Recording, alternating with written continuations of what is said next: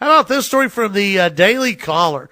You know, we as a nation have been very concerned about a couple of frat guys chanting a racist song. We've been very concerned about it. OU's president has been very concerned about it as well. Headline from the Daily Caller: Oklahoma tough on racism, weak on assault and burglary. Uh-oh.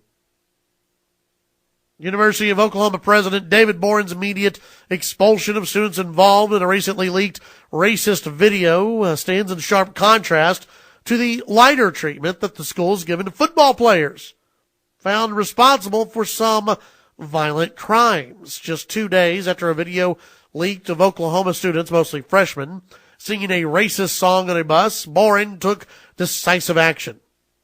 Expelled 2 students, claims that played a leading role in the chant. The students, he said, created a hostile learning environment for other students, really, and needed to be kicked out immediately with no opportunity to reform.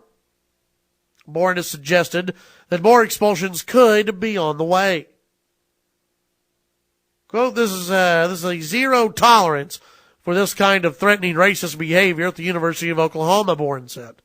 However, while Boren might have zero tolerance for racist songs sung in private, Boren and OU have taken a very different approach when it comes to the privileged members of the school's elite college football program, emphasizing the importance of second chances and allowing the team to welcome back players with a history of violence and even sexual assault.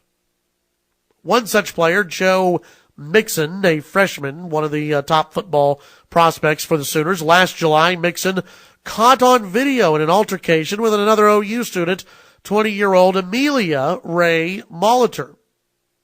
During the altercation, Mixon punched Molitor so hard that he broke 4 bones in the girl's face. He also knocked her unconscious. Ray Rice would be very proud. Mixon accepted a plea deal on a misdemeanor assault charge, was punished with a year-long deferred sentence, 100 hours of community service, and mandatory counseling. The video of his assault has never been released, but one person has seen the video. OU's president, Mr. Boren. Despite his conviction, Mixon faced a light punishment compared to the massive crackdown on Sigma Alpha Epsilon students. He was suspended from the team for the season, but faced no other repercussions, remaining on campus and continuing to attend classes like any other student. In February, Mixon was allowed to rejoin the football team. Boren at the time said that while Mixon's behavior was abhorrent, it was important to grant second chances. Quote, the judicial outcome in the video speak for themselves, Boren said. The university is an educational institution which will always set high standards. We hope that will be upheld by our students. We hope that our students will all learn from those standards, but at the same time, we believe in second chances at the University of Oklahoma so that our students can learn and grow from life's experiences. Oh, really? So I guess if the 2 kids who were thrown out of the University of Oklahoma, if they had played on the OU's football team, well, then they probably just would have gotten a little slap on the wrist. They'd still be at OU.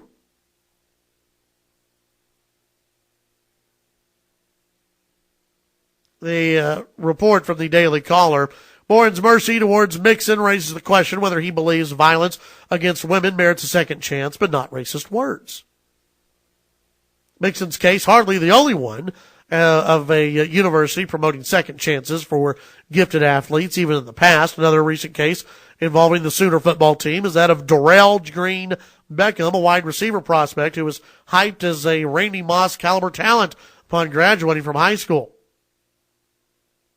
Green Beckham originally attended the University of Missouri when was kicked out after multiple drug arrests, as well as an incident where he allegedly forced his way into a woman's home, violently threatened her, and then shoved another woman down the stairs.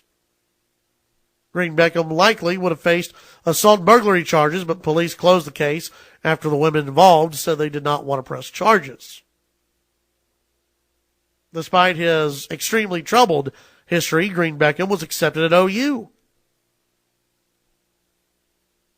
which pushed for Green Beckham to be allowed to immediately play rather than missing a year per NCAA rules. In another case, school investigation found that defensive end Frank Shannon violated the school's sexual misconduct policy after he reportedly attempted to have sex with an unwilling woman in his apartment. Far from being immediately expelled, Shannon instead suspended for 1 year, stern punishment, but far below that was given for racism. So it's very interesting where the OU administration falls here. Well, we have multiple cases here, multiple examples of football players who actually hit women, allegedly sexual assault cases, throw women down stairways, but that's okay. You're allowed to stay at OU if you do that. You're allowed to stay at the University of Oklahoma if you beat the crap out of a woman. As long as you're on the football team, that's okay. But you say something racist in a private setting and somebody videotapes you and then leaks it online, well, at the University of Oklahoma, that's not okay. That's when you're going to be suspended. So I think this raises a question here. Do we care more about what people say than what they do? As a society, do we care more about what people say than the actions they actually take? I know some of the Sooner fans out there, you're going to be a little hurt by this. Why should the members of the football team get a pass?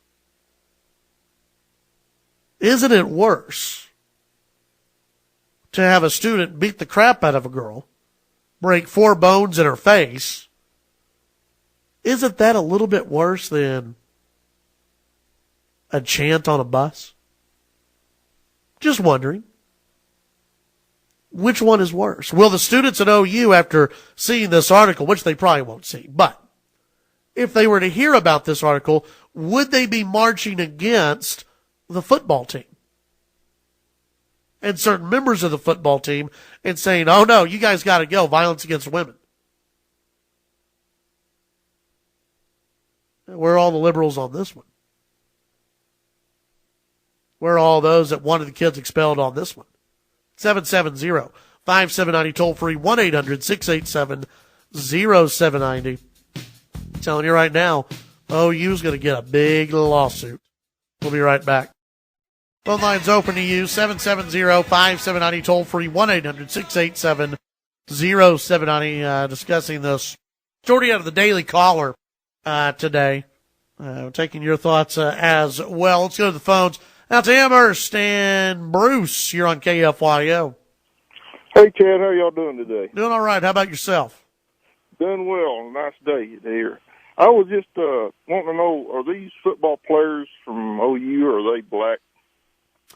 I know at least one of them is. Trouble? One of them. I don't know about I don't know if all of them are, but at least one, yes. Well, I just wonder if there's a double standard here. Well, I know there are on the football playing, because whenever I was in college, there was a double standard. Football players got away with murder, and everybody else got disciplined on it and stuff. So, well, of course, there's a double standard. Look, if this had been a black student chanting the N-word, no one would care. It wouldn't be a story. There wouldn't be a video of it. I mean, it wouldn't be a story at all. Exactly. Yeah. Okay, well, that's all I was wanting to know. All right. Thanks, Bruce. Yeah, I mean, yeah, of course. Absolutely. I mean, look, if it was, that's why I say go, you're not going to never hear the N-word over on a college campus. You just won't.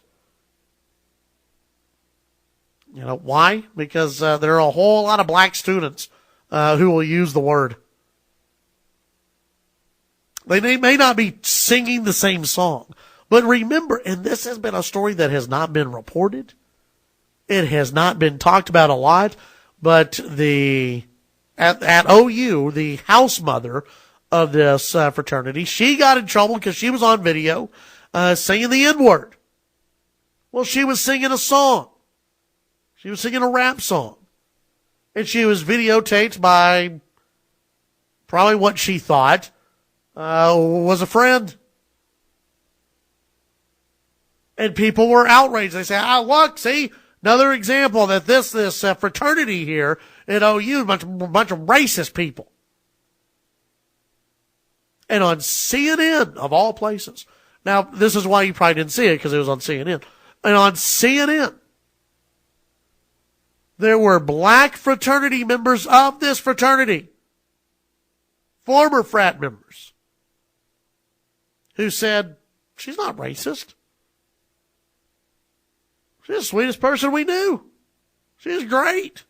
She's not racist. Someone caught her on video singing a rap song. And they send out the rap song for that's it. And that's why I hate videos that, cut and chop. We'll show you this part. We're not going to show you the entire thing. Show it all. But they people try to destroy this woman and make her to seem like to be a racist. And she was singing a rap song. And you had black fraternity members of this fraternity at OU, former frat members, who said she's not a racist. It's come out today that the song that was sung at OU, it may not just be sung at OU. There might be other schools, other chapters that have had this song passed around somehow. I don't know. And so, I don't know. I think people, was it a racist song? Should that song be out? No. But, should the OU students have been suspended? No. Absolutely not. And I knew that at some point somebody was going to look into the OU football team. Because nothing ever happens to the football players. It just doesn't. Take the break. If you're on hold, stay where you are. To the phones we go. Gene. Good morning. Hey. These police officers that were shot there in Ferguson, one thing that I have not heard of, do we know what these police officers are? What do you mean? Are they black, white? Are they red? Are they purple? What are they? Are they male, female? What are they? 2 males. Okay. Because the reason why I'm bringing this up, there is no statement of race, ethnicity, religion, anything. So why is it this story, we don't know what they are? They're just some nasty, stinking cops that were standing outside and get shot? Isn't it odd how the stories coming out are not as inclusive as they were when a white officer shoots a black thug, gentle giant? That's true. You know what I'm saying? Yeah. I'm just curious as why is all that being left out right now?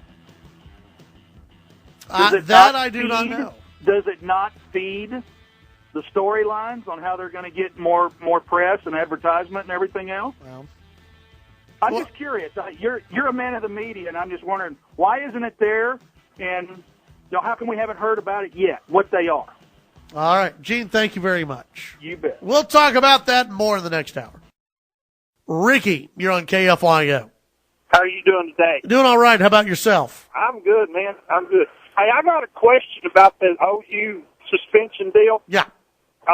If you remember back when George Zimmerman was on trial for shooting Trayvon Martin's girlfriend got on the stand and said, if you say the N-word with the ER, that's racist. If you say the N-word with the A at the end of it, that's a compliment. That's true. So were these boys singing the ER word or the A version of that? Well, now wait a minute. There's a little asterisk there. Unless you're white, and then you can't say either word. Well, that's true too. Yeah. See, it's okay It's all right if you're black and you drop it with an A, then that's cool. That's like friendship, right there. Right. Yeah, that's a cool way of saying it. And one other question. And of course, you're in whiteface asking this question, aren't you? Yeah, I am. It's got to be whiteface. That'll be whiteface. And, hey, one other question. The break y'all had before this last one, Yeah. y'all had an advertisement on there about a record company selling records, and they were naming off different artists, and they said Garth Brooks, and then they said Black Bastard on Death Row. Is that, what's up with that? I mean, I think that's I don't know if that's Garth's That's got to record be a company. rapper's name. That's got to be a rapper's name or something. I think that's a record company. I don't know. I mean, if you can say that, like, I missed that wild. one. I missed that one. But it was on y'all's commercial. Yeah, I was out of the studio. I got to check that one out. Yeah, that's what they said. It's that record company over there. Well, I don't remember the name of it now, but anyway. Is it Garth from Oklahoma? Oh, yeah. It's all making sense now. It's falling apart, isn't it? It's all making sense. Thank you very much, Ricky. All right. Have a good one. You too. Ricky calling in from Whiteface. Got to be the Whiteface people calling in. 770-5790. Toll free 1-800-687-0790. Speaking of the fraternity member, one of them who was caught on video chanting the slur, a group of about 12, 13 people, decided to protest outside the guy's family's home. There's a 19-year-old student, okay, freshman, 19-year-old student, and people decided to protest outside of his home. There's only 13 people. The Dallas Morning News says that the home was empty last night. In a statement sent to the Dallas Morning News on Tuesday, Rice said he and his family cannot stay at their home because of, quote, threatening calls as well as frightening talk on social media. Rice, 19 years old, a graduate of Jesuit College Preparatory School in Dallas, who played on the school's football team, apologized. Well, see, now look, he's a football player. Oh, you should have excused him. I guess he wasn't good enough to play for OU. Said that he had withdrawn from the university while he was kicked out. Well, my goal for the long term is to be a man who has the heart and courage to reject racism wherever I see or experience it in the future. The protesters called for students to make a public video of their apology. They suggested that the apologies have been written by lawyers. Well, guess what? So will the video. Well, we know what we saw in the video was true and authentic, said one protester. We can't see over a piece of paper whether this apology is true and authentic. At the protest, Candy Fields and her son, Daniel Menard, who's 26, watched from their car. Oh, now that's a protest. You're sitting in your car watching. That's good. That'll show people. They decided to drive there from the Richardson home. Menard, who is biracial, said he and his mother were hurt by the video and wanted to speak out, I guess, from their car. When they arrived at the residential street, Menard was alarmed by all the cameras and the noise. He told his mother, let's go, let's go. So they wanted to protest, but, they just didn't want to be on camera or anything. A neighbor who lives across the street from the family said he didn't mind protesters walking up and down the street, cautioned them against criticizing the whole neighborhood for not joining in. One of the protesters, who was not affiliated with Next Generation, declined to identify himself, but yelled accusatory statements at the neighbors and the police. Everyone's to blame. Blame all the white people. Dang white neighborhood. Trees and stuff. All a bunch of racists. Gonna protest from a car. Make sure nobody sees us.